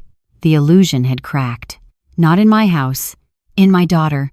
The judge set bail at noon the next day. I learned that from Officer Reynolds, not from Daniel. "Given the property damage and prior warning," Reynolds explained over the phone, "it's not insignificant, but if someone posts it, he'll be out pending trial." Someone. We both knew who that meant. I dressed carefully that morning, not out of vanity, but intention. Navy slacks, a cream blouse, the pearl earrings Robert gave me on our 40th anniversary. I have learned that presentation affects perception, especially in courtrooms. At the courthouse, the air smelled faintly of disinfectant and old paper. I hadn't been inside one since settling Robert's estate. Daniel stood at the defense table in a wrinkled shirt, hair uncombed, jaw tight. He looked smaller under fluorescent lights. Emily sat in the second row. Alone. When she saw me, she didn't look away. That mattered. The prosecutor outlined the charges calmly. Criminal damage to property, violation of removal order, public intoxication. The words sounded clinical, almost detached from the shattered windshield and uprooted rosebush they represented. Daniel's attorney, a public defender, from the look of him requested reasonable bail, citing family tensions. Family tensions. The judge reviewed the report, including the prior police involvement. "Mr. Reeves," she said, voice firm but measured, "you were warned not to return to the property." Daniel stared at the floor. "Yes, Your Honor. And yet you did." "Yes." "Bail is set at $15,000. There was a murmur in the room. Daniel's head snapped up slightly. Emily's breath caught. $15,000. Not small. Not impossible. The judge added one more sentence. Any further contact with Mrs. Whitmore or return to the property will result in immediate remand. The gavel struck. It was done. Outside the courtroom, Daniel turned toward Emily immediately. "Em," he said urgently, "you need to post it." She didn't answer right away. He lowered his voice, but not enough. "They're exaggerating everything. It was a mistake. I was drunk." She looked at him steadily. "You threw a rock through her windshield." His jaw flexed. "She provoked me." Emily's face changed then. Not anger. Not defense. Recognition. "She changed the locks because you stole from her," she said quietly. His eyes flicked toward me. "You believe her?" he snapped. Emily swallowed. "I saw the statements." Silence. He shifted tactics quickly. "You're going to let her destroy our marriage over paperwork?" "Forgery isn't paperwork," she replied. That word hung in the air between them. "Forgery." He stepped closer, lowering his voice again. "I did it for us. You know that. Cash flow was tight. I was going to fix it." She shook her head slowly. "You were going to put her in assisted living. It was a precaution." "She's not confused," Emily said. "I thought she was just stubborn." He laughed bitterly. "You're choosing her." "I'm choosing facts," she replied. I stood a few steps away, saying nothing. This wasn't my confrontation anymore. It was theirs. Daniel's voice hardened. "If you don't post bail, I lose my job." Emily's eyes flickered. "What job?" she asked quietly. He didn't answer immediately. There it was. Another crack. "I'm working on a deal," he said vaguely. She stared at him. "How much debt are we in, Daniel?" He looked away. That silence told her more than any number. I stepped forward then, not to intervene but to clarify. "The card is frozen," I said calmly. "The fraud investigation is active." Daniel glared at me. "You didn't have to involve the police. You involved them when you returned intoxicated," I replied. Emily closed her eyes briefly. "I'm not posting bail," she said finally. The words landed like a door shutting. Daniel's composure fractured. "You're unbelievable," he hissed. "I'm done pretending," she answered. He turned toward me again. "You're proud of this?" he demanded. "No," I said quietly. "I'm protected." Two deputies approached gently. "Sir, if bail isn't posted today, you'll be transported." Daniel looked at Emily one last time. "You'll regret this." She didn't respond. They led him away. The hallway felt suddenly wider. Emily leaned against the wall, breathing unevenly. "I didn't know about the debt," she whispered. "I believe you," I said again. She looked at me, really looked this time. "How long did you know?" she asked. "Since 2:30 in the morning 3 days ago." Her eyes widened. "You didn't sleep?" "No." She nodded slowly. "I kept thinking you were overreacting," she admitted. "He said you were isolated, that you didn't understand how things worked anymore." I smiled faintly. "I balanced multi-million-dollar budgets for 32 years. A small broken laugh escaped her. "I know." We stood there in the courthouse corridor, mother and daughter, not healed but honest. "What happens now?" she asked. "Now," I said, "we let the law do its work." She looked uncertain. "And us?" I hesitated. "Us," I said gently, "will take longer." That afternoon, I returned home to schedule windshield repairs and replant the rosebush properly. The locksmith invoice sat neatly on the kitchen counter. The fraud case number rested beside it. Structure, not chaos. At 4:84 p.m., I received a notification from the bank. Investigation opened. Temporary credit pending review.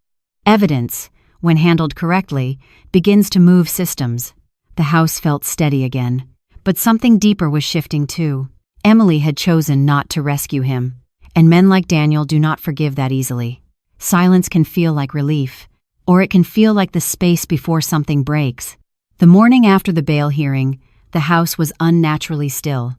No footsteps pacing in the hallway, no cabinet doors slamming, no low muttering about expenses or structure, just the steady hum of the furnace and the faint ticking of the clock above the stove. I stood at the kitchen sink with a mug of black coffee, staring out at the driveway where my sedan sat with a fractured windshield waiting for replacement. The cracks caught the sunlight and splintered it into thin lines, like veins spreading across glass. Damage has a way of making itself visible, unlike betrayal. Emily hadn't come back to the house. She'd texted me late the night before. "I'm staying with a friend for a few days. I need space." I replied with only 3 words. "Take your time." The severed cable still lay on the coffee table in the living room. I hadn't thrown it away. I wasn't sure why. Maybe because it reminded me that the first sign of control is usually small, almost trivial. A cord pulled from a wall. I walked into the living room and sat down in Robert's recliner. The house felt larger without 2 extra bodies moving through it. Airier, but also exposed. Daniel was still in custody. Without bail posted, he would remain there until his next appearance. That gave me time. Time to repair the windshield. Time to replant the rosebush. Time to prepare for whatever came next. Because something would. Men who lose control rarely retreat quietly. At Tio. 12A. I received a call from the fraud department at Community First Bank. "Mrs. Whitmore," the representative said, "we've reviewed preliminary evidence. The authorized user request form appears inconsistent with your signature samples." Inconsistent. Such a polite word for theft. "We'll continue the investigation," she added. "If confirmed, charges may apply." "I understand," I said. "And the charge is currently on the card?" "Temporarily credited pending final review." Temporary. Everything felt temporary these days. Freedom, marriage, trust. After the call, I walked outside to replant the rosebush properly. The soil was cool beneath my fingers. I worked slowly, carefully repositioning the roots and packing fresh earth around them. "They grow back," Robert used to say. I hoped he was right. At noon, I attended my usual Wednesday church group. I considered skipping it, avoiding questions, avoiding sympathy, but isolation is how control grows. "Mrs. Jenkins noticed the bruise on my shin.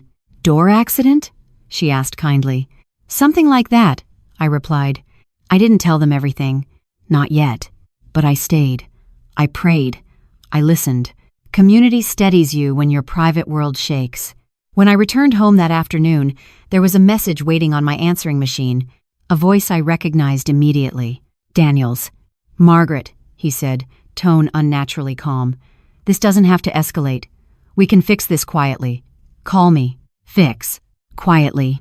Translation. Retract, apologize, withdraw.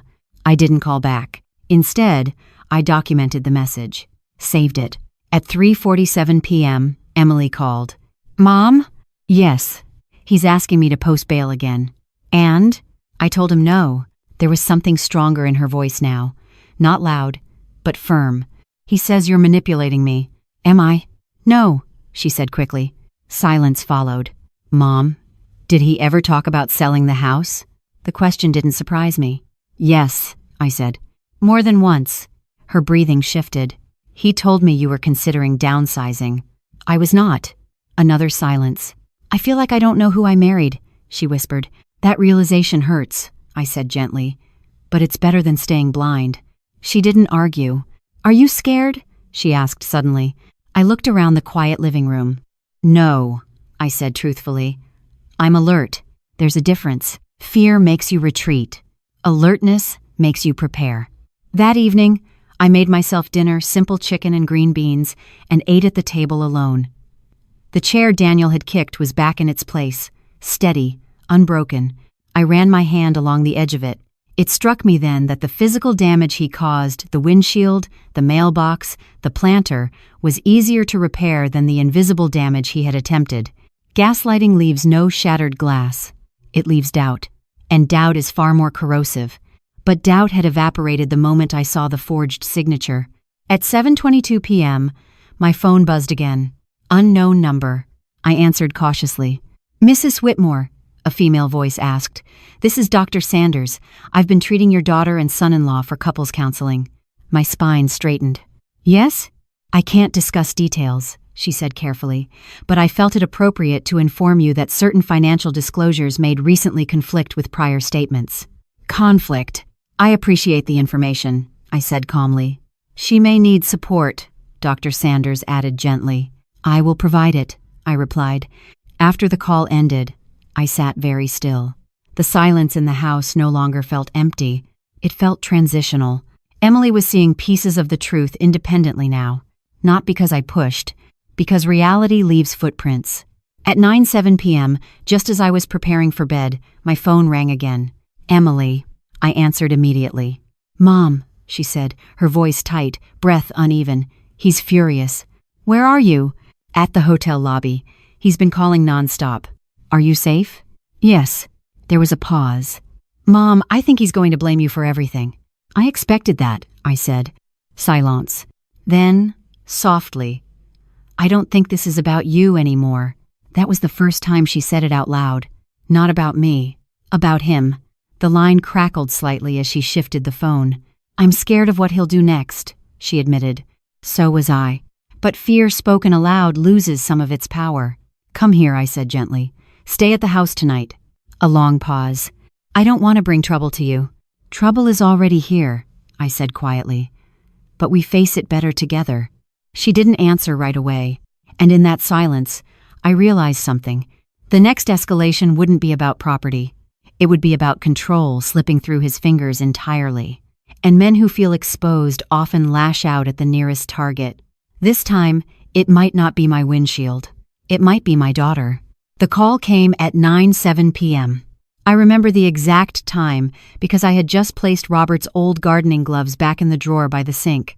I'd been sorting small things that didn't need sorting busy hands, calm a restless mind. My phone lit up on the counter. Emily, I answered before the second ring. Mom? Her voice wasn't just strained. It was frightened. I'm here, I said immediately. He followed me, she whispered. The air in my lungs changed. Where are you? In the parking lot. Oak Street Apartments. I came to get some of my things. Oak Street. 3 miles from my house. Is he with you right now? He's outside the building. He wasn't supposed to know I was here. Of course he knew. Control doesn't disappear quietly. It watches, tracks, anticipates. Go inside, I said calmly. Lock yourself in the apartment. I'm trying, he's yelling. In the background, I heard it. Daniel's voice. Sharp. Accusing. You think you can just walk away? My grip tightened on the phone. Emily, I said steadily. Are you inside yet? Yes. I'm in the hallway. A door slammed. Then pounding. Hard. Open this door, Daniel shouted. You owe me this conversation. The sound of his fist against wood carried clearly through the line. Mom. Her breathing quickened. He's not leaving. Go into the bathroom, I said immediately. Lock it. Stay on the phone. I was already moving. Keys in hand. Purse grabbed. I didn't turn off lights. I didn't hesitate. I stepped into my car, cracked windshield and all, and started the engine. As I backed out of the driveway, I dialed 911 on my second line. This is Margaret Whitmore, I said. My daughter is at Oak Street Apartments, Unit 3B.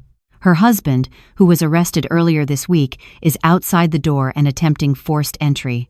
Is he violating a protective order? The dispatcher asked. Yes. Officers are en route.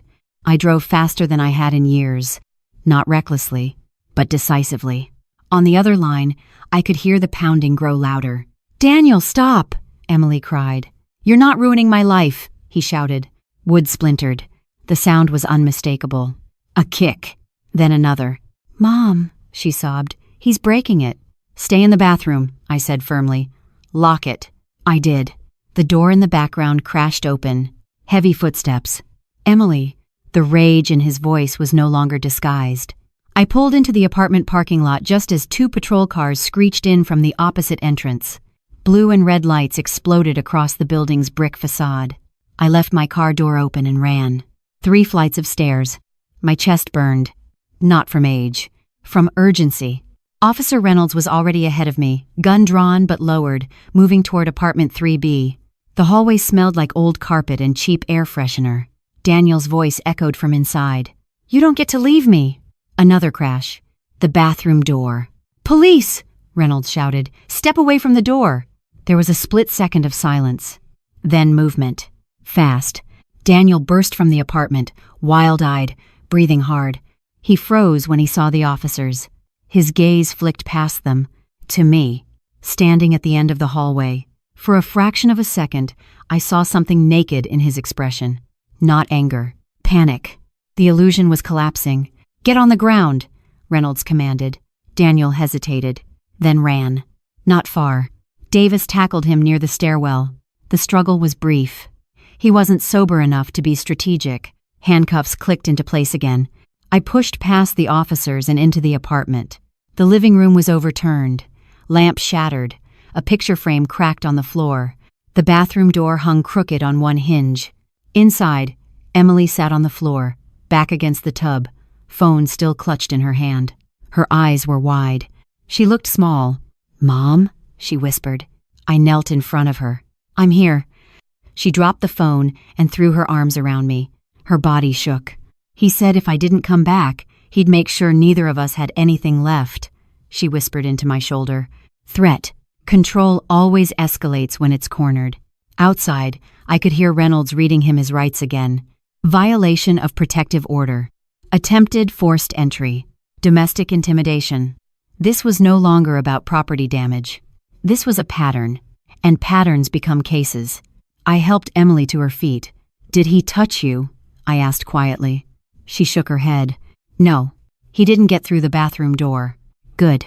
Officers stepped into the apartment to assess damage. "Ma'am," Reynolds said gently to Emily, "we'll need a statement." She nodded. Her voice trembled at first, but it steadied as she spoke. Facts. Sequence. Volume of threats. Evidence. I watched her transform from frightened wife to credible witness in real time. When Daniel was led past the doorway, he tried to speak. "Emily." She didn't look at him. That hurt him more than the cuffs. They took him down the stairs. The flashing lights outside painted the hallway red and blue again. But this time, it wasn't my house. It was his behavior fully exposed. Emily leaned against me. "I thought it was stress," she whispered. "I thought it was financial pressure." "It was control," I said quietly. She nodded slowly. "I see it now." We stood there in the wrecked apartment, the door splintered, the illusion gone. Some endings are loud. This one shattered wood to announce itself. The hallway outside apartment 3B smelled like splintered wood and adrenaline. After they led Daniel down the stairs in handcuffs, the building fell into that stunned quiet that follows violence. Doors cracked open, neighbors whispered. Someone down the hall muttered, "I knew something wasn't right." Emily sat at the small kitchen table while Officer Davis took her statement. Her hands were wrapped around a paper cup of water, though she hadn't taken a sip. The bathroom door hung at an angle, its lock shattered, the frame split where Daniel's shoulder had struck it. I stood near the broken door and ran my fingers lightly along the jagged edge. 4 sleeves marks. "Ma'am," Reynolds said gently to me, "you shouldn't have come up here alone." "I didn't," I replied. "You arrived in time." He gave me a measured look. "You ran those stairs?" "Yes." He nodded once, understanding more than he said. Emily's voice wavered as she described what happened. "He was yelling that I owed him," she said, "that if I didn't fix this, he would." "Fix what?" Davis asked. "Our marriage," she whispered. "His reputation." "And what did he do?" "He kicked the door. Then he came inside. Then he tried to break the bathroom door." "Did he threaten you directly?" She swallowed. "He said if I didn't come back, he'd make sure neither of us had anything left." Reynolds wrote that down carefully. Threat of financial retaliation. Threat of destruction. Pattern escalation. The language becomes sharper each time. When they finished, Davis handed Emily a card. "We'll recommend an emergency protective order extension," he said, "given the prior incidents." Prior incidents. The words stacked now. Fraud. Vandalism. Violation. Attempted forced entry. Emily nodded, eyes clearer than they had been days ago. As the officers stepped out to coordinate transport, I walked toward her slowly. "You're coming home with me," I said quietly. She didn't argue. "I don't want him knowing where I am," she murmured. "He won't," I said. "Not this time." We gathered what she truly needed: documents, medication, her laptop. The rest could wait. On the way out, she paused at the threshold and looked back at the apartment. "It wasn't always like this," she said softly. "I know." The parking lot was washed in flashing lights. Daniel sat in the back of a cruiser, head lowered, wrists cuffed. He looked smaller than ever under that sterile glow. When he noticed Emily walking past, he lifted his head. She kept walking. No hesitation. No backward glance. That silence hurt him more than any accusation. The cruiser door slammed shut. He was taken away for the third time in a week. But this time, it wasn't about a mailbox. It was about domestic intimidation. Control exposed in public view. The drive back to my house was quiet. Emily stared out the window, arms wrapped around herself. "Mom," she said finally. I kept explaining things away. "That's common," I replied. "I thought marriage meant endurance." "It does," I said gently. "But not erasure." She nodded slowly. "I kept thinking if I supported him enough, he'd stabilize." "Support is not the same as surrender," I said. When we pulled into my driveway, she hesitated before stepping out of the car. "I don't deserve to come back here," she whispered. I turned toward her. "You're my daughter," I said simply. "That doesn't expire." Inside, the house felt steady. The new locks gleamed faintly under the foyer light. Emily walked into the living room and stopped when she saw the severed cable still resting on the coffee table.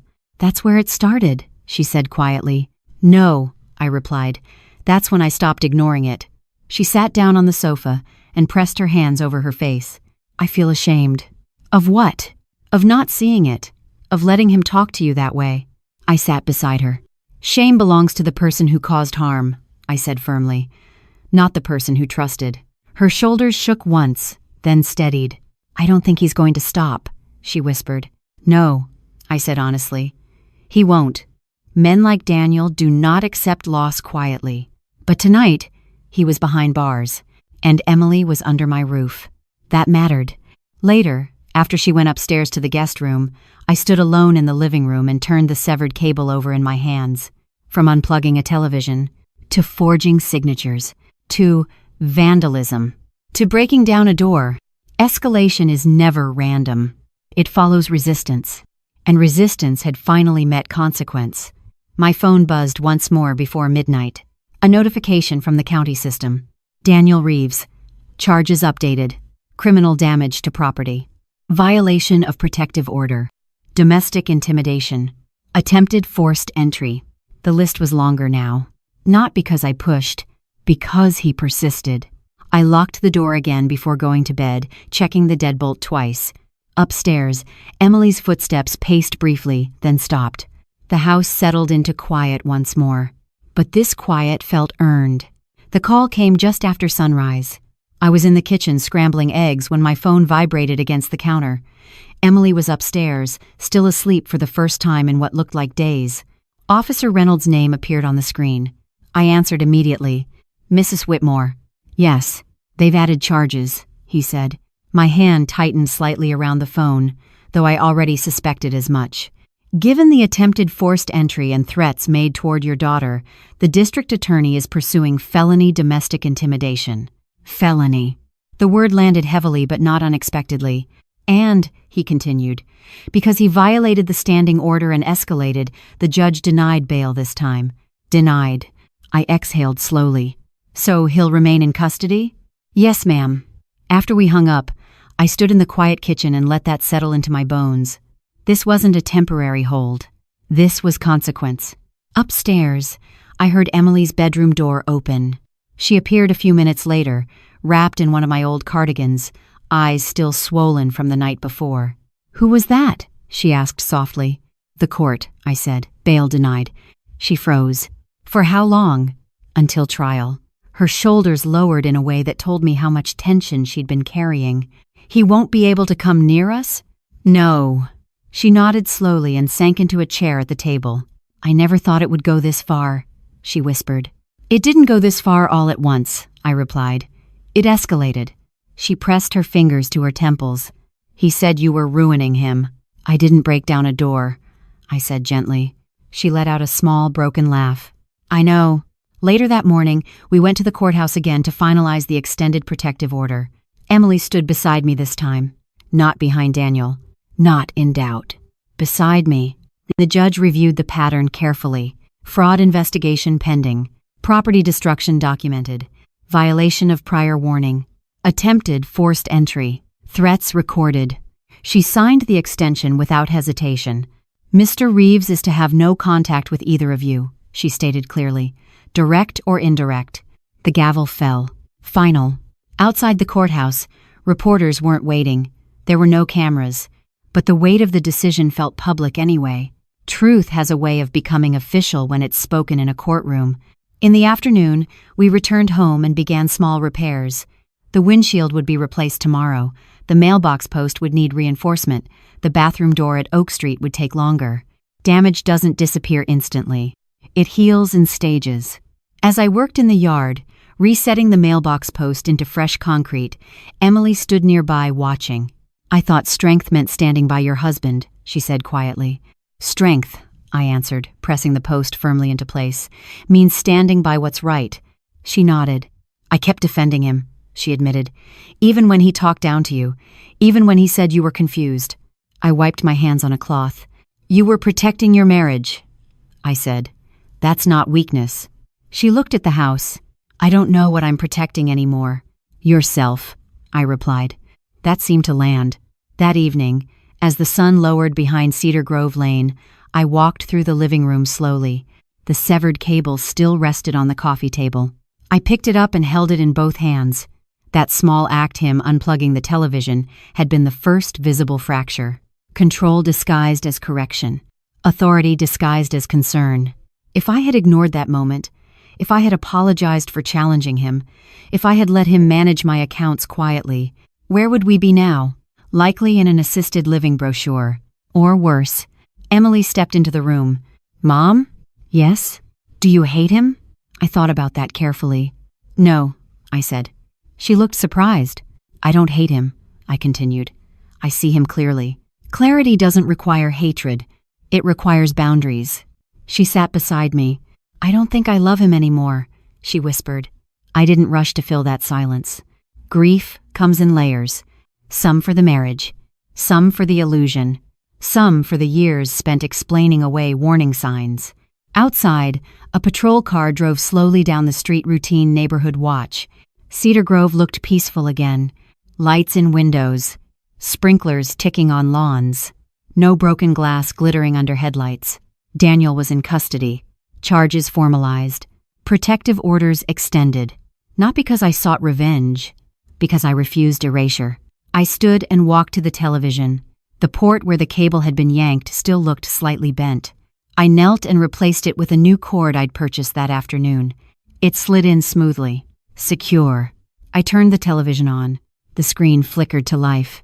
Not as escape. Not as distraction. But as quiet affirmation. Emily watched me from the sofa. "Justice isn't loud," I said softly, more to myself than to her. "What is it?" she asked. "Steady." The house no longer sounded like conflict. It sounded like breathing again. 4 months is long enough for headlines to fade, long enough for neighbors to stop whispering, long enough for a woman to decide who she is without someone else narrating it for her. Daniel took a plea deal. 18 months in county jail, mandatory anger management, restitution for property damage. The fraud investigation remained separate, still moving through its quiet channels, charges pending. I did not attend the sentencing. I had already heard everything I needed to hear. Emily did. She sat in the second row again, but this time she did not cry. She listened. She signed divorce papers 2 weeks later. Not dramatically. Not with shaking hands. With clarity. Now it was February. Snow edged the sidewalks of Cedar Grove Lane, clean and bright under winter sun. The new mailbox stood straight, reinforced with fresh concrete. The rosebush had survived transplanting its branches bare but strong, waiting for spring. Inside the house, Wednesday afternoons had taken on a new rhythm. Coffee brewed at exactly 1:45 p.m. By twee, the doorbell rang. Mrs. Jenkins first, then Carol from church, then Denise, a retired librarian from 2 streets over, and sometimes 1 or 2 women I hadn't known before all this began. Word travels quietly among women over 50, especially about financial abuse. We didn't call it a support group. We called it coffee. But we sat in the living room, the same one where Daniel once declared my television garbage, and we talked about bank accounts, about signatures, about joint credit cards, about the difference between help and control. One woman confessed her husband monitored every purchase she made. Another admitted her son had pressured her to sign paperwork she didn't fully understand. I listened. Then I explained what I had learned. Keep paper statements, I would say. Freeze your credit if something feels wrong. Documentation is not hostility. Emily joined us sometimes. At first, she only listened. Then she began to speak.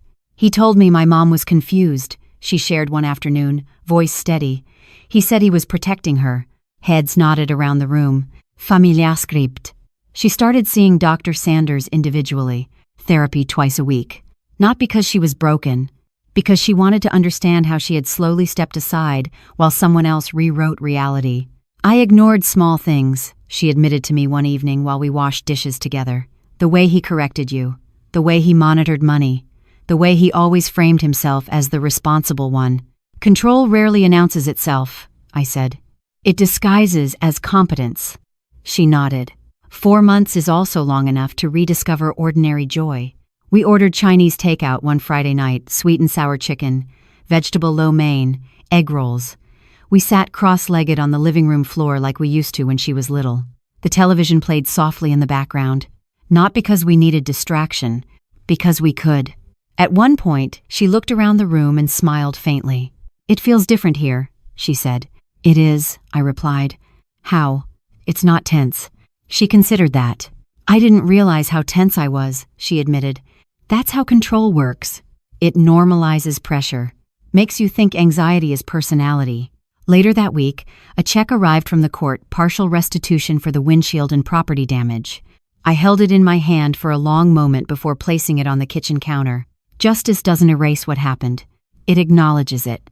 The fraud department called 2 days later. The forged signature had been confirmed. Charges forwarded to the district attorney. I thanked the woman on the line. Then I sat down slowly. Not triumphant. Resolved. That night, I opened the drawer in the coffee table and took out the severed cable. I had kept it. A reminder. A beginning. Emily walked into the room as I held it. "You still have that?" she asked. "Yes." "Why?" "Because it was the first visible sign." She sat beside me. "I thought it was just about TV," she said. "So did he," I replied. We both smiled faintly. I stood and carried the broken cable to the trash can, paused, then dropped it in. Not out of anger, out of closure. Emily has her own apartment now, small, clean, close enough to visit but far enough to breathe. She comes over for dinner twice a week. Sometimes we sit quietly. Sometimes we talk about nothing important at all. And that, I've learned, is its own kind of peace. Spring came quietly to Cedar Grove. The rosebush bloomed first. Small, stubborn red petals pushing through branches that had looked dead only weeks before. I stood at the kitchen window one morning with a cup of coffee and watched the sunlight catch those petals, and I thought about survival. Not dramatic survival. Not heroic. Steady. Emily's divorce was finalized on a mild April afternoon. No courtroom drama, no raised voices. Just paperwork signed and stamped, a legal ending to something that had unraveled long before the judge said so. Daniel remained in county jail, serving his sentence. The fraud charge had been added, formally identity theft and financial exploitation of a senior. Words that once would have embarrassed me to say aloud now felt accurate. Naming something removes its disguise. That evening, Emily came over with takeout cartons balanced in her arms. "Orange chicken," she announced softly, "and dumplings." We spread the containers across the coffee table and sat on the floor like we used to when she was small and Robert would let her stay up past bedtime on Fridays. The television played quietly in the background, another documentary. This one about the civil rights movement. Grainy footage. Voices of people who refused to step aside when told to. Emily glanced at the screen. "You still watch these," she said. "I do," she smiled faintly. "I'm glad you never stopped." I looked at her carefully. "I almost did," I admitted, not because of what he said, but because I started questioning myself. She lowered her gaze. "I'm sorry," she whispered again, though this time it carried less guilt and more understanding. "You don't need to carry that forever," I said gently. After dinner, we cleaned up together. She rinsed plates while I dried them. The rhythm felt familiar, restored. Later, as she gathered her purse to leave, she paused in the doorway. "Mom?" "Yes? Why didn't you give in?" The question wasn't about the cable. It wasn't even about the fraud. It was about the moment everything could have gone differently. I leaned against the hallway wall and thought about it. "Because I recognized the pattern," I said slowly. It wasn't about television. It wasn't about money. It was about being made small. She nodded.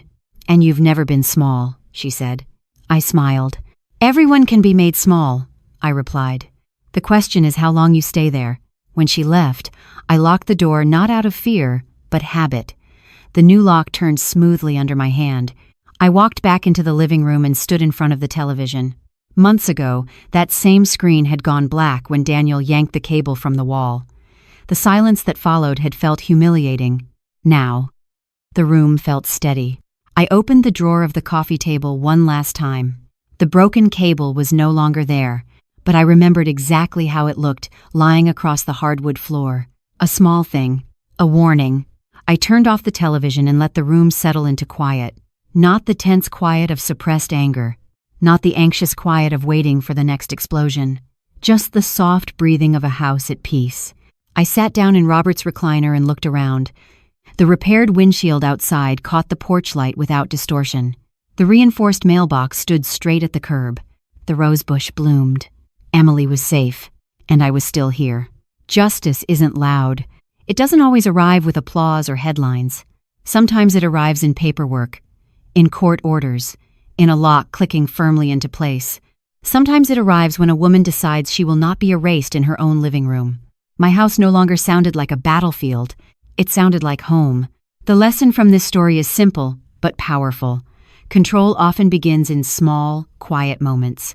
It does not arrive shouting. It arrives disguised as help, as concern, as structure. And if we ignore those early signs, we risk slowly disappearing inside our own lives. The story reminds us that dignity must be protected, especially within family.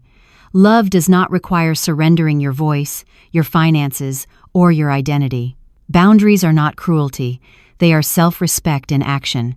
It also teaches that justice is not always dramatic. Sometimes it is paperwork filed, locks changed, evidence documented, and the quiet decision to stand firm. And perhaps most importantly, it shows that it is never too late to reclaim your home, your clarity, and your place in the world.